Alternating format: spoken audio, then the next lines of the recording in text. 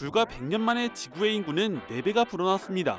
18억 명 정도 살고 있던 인구가 지금은 약 80억 명이 되었죠.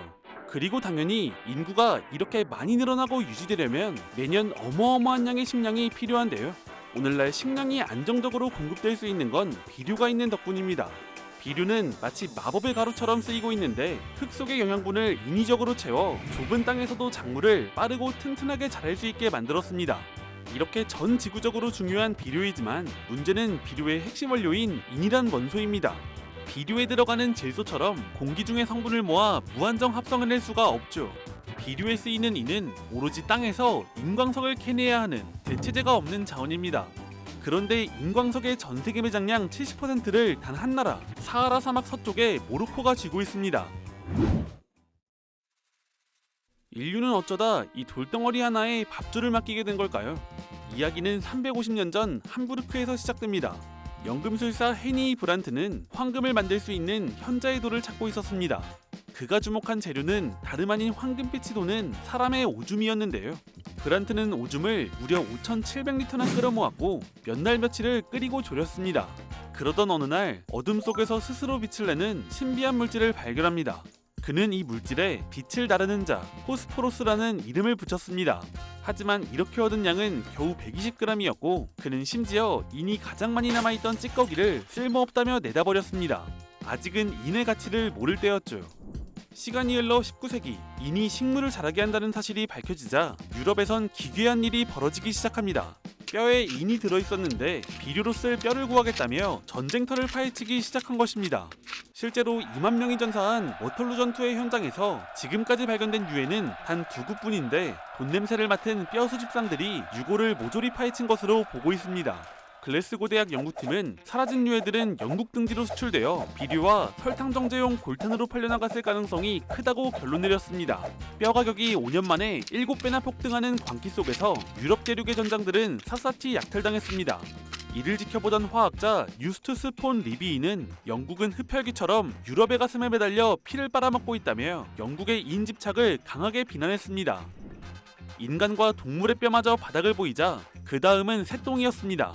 남미 페루 해안의 섬들에는 바닷새의 배설물이 굳어지면서 만들어진 퇴적층 구아노가 수천 년간 쌓여 두께 60m의 절벽을 이루고 있었는데 이것은 최고의 천연 비료였습니다. 잉카 제국은 일찍이 구아노의 가치를 알아보고 농사에 사용했으며 이 때문인지 바닷새를 방해하는 자는 사형에 처했죠. 그리고 19세기 유럽이 이 새똥의 가치를 알게 되자 광기가 폭발합니다. 열강은 새똥섬을 차지하기 위해 전쟁까지 벌였고 미국은 아예 구아노 제도법을 만들어 태평양과 카리브해의 새똥섬 94개를 자국 영토로 집어삼켰습니다. 하지만 수천 년 쌓인 새똥 절벽도 인류의 채굴 속도를 이기지 못했고 결국 바닥을 드러내고 맙니다. 그런데 앞에서 분명히 인을 만들어낼 수 없다고 했는데 오줌, 뼈, 새똥 이야기를 보면 인을 만들어내는 게 아닌가 싶은데요. 사실 이것들 모두 인을 스스로 합성해낸 게 아닙니다. 사람이나 동물이 인이 포함된 음식을 먹고 그것을 배출하거나 뼈에 축적된 것을 얻은 것이죠. 일종의 재활용입니다. 그러다 보니 폭발하는 인구를 감당하기에는 턱없이 부족했죠. 이를 감당하려면 재활용이 아니라 인 그 자체가 필요했습니다. 그리고 인류는 마침내 그 원천을 찾아내는데 수천만 년 전 바다였던 땅에 인이 농축되어 만들어진 돌, 인광석입니다. 인류는 이 돌을 갈아 만든 비료를 전 세계 농지에 쏟아부었고 식량 생산이 폭발하며 인구가 80억까지 불어날 수 있었죠. 그런데 문제는 이 귀한 돌이 전 세계에 골고루 묻혀 있는 게 아니라 매장량의 70%가 단 한 나라, 모로코의 사막 아래에 있다는 것입니다. 20세기 중반 스페인 지질학자들은 식민지 스페인령 사하라에서 엄청난 것을 발견합니다. 매장량 17억 톤의 초대형 인광석층이었죠. 스페인은 이 부크라 광산 개발을 시작했고 인광석을 항구로 실어 나르기 위해 100km짜리 컨베이어 벨트를 깔았습니다. 지금도 세계에서 가장 긴 컨베이어 벨트인데 여기서 날리는 하얀 분지는 우주에서도 긴 띠처럼 보인다고 합니다. 그런데 당시 전 세계는 식민지들이 줄줄이 독립하던 탈식민의 시대였습니다. 국제사회는 스페인에게도 이 땅에서 손을 떼라고 압박했고 예정대로라면 이곳에는 사흐라위인들의 새로운 나라가 세워질 참이었죠. 문제는 모로코였습니다.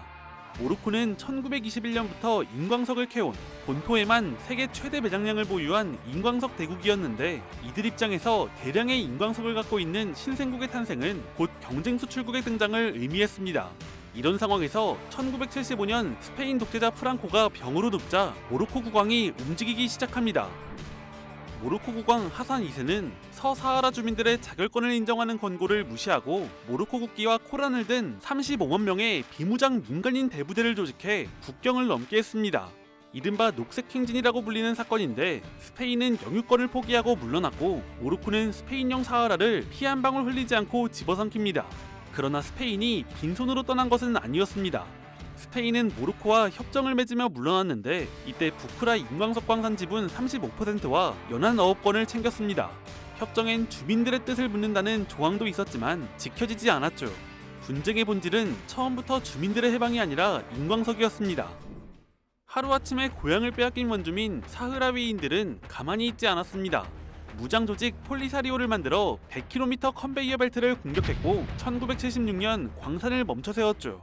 그러자 모로코는 인류 역사에 남을 토목 공사를 시작하는데 게릴라를 막을 수 없다면 아예 장벽을 만들어버리기로 한 것입니다.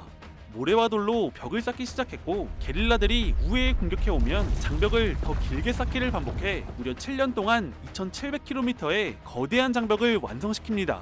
서울과 부산을 3번 왕복하고도 남는 길이로 벽 앞에는 세계에서 가장 긴 지뢰밭이 만들어졌습니다. 국제사회는 이에 대해 침묵했는데 시간이 흐르자 묵인과 거래로 돌아섰습니다.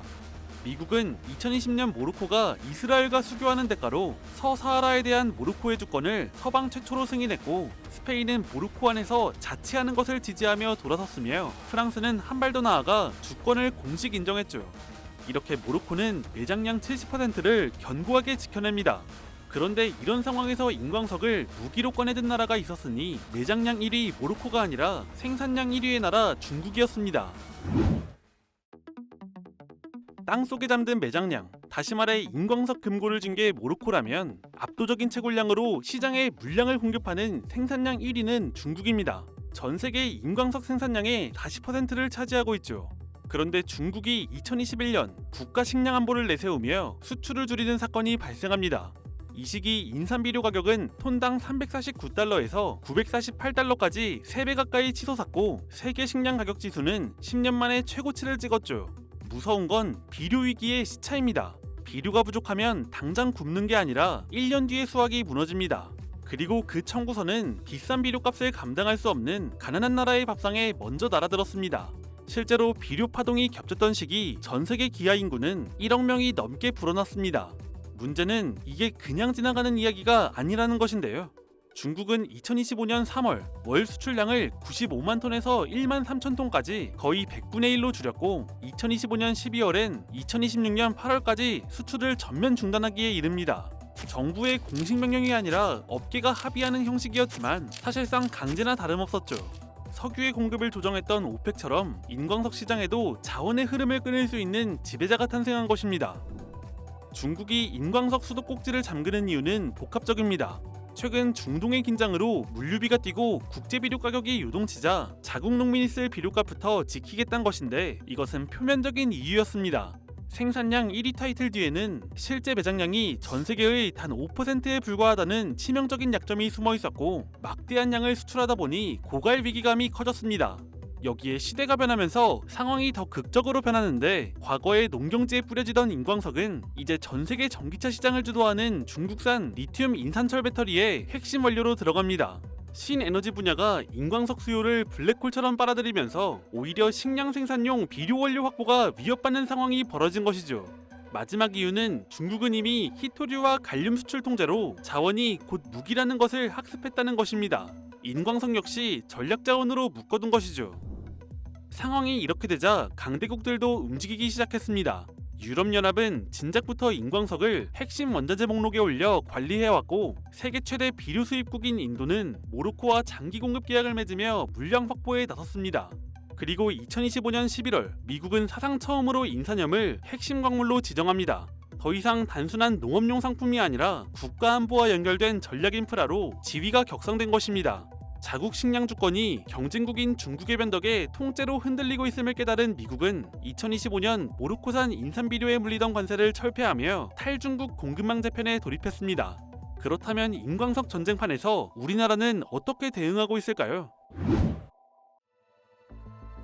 한반도에는 캐낼 만한 인광석이 사실상 존재하지 않습니다.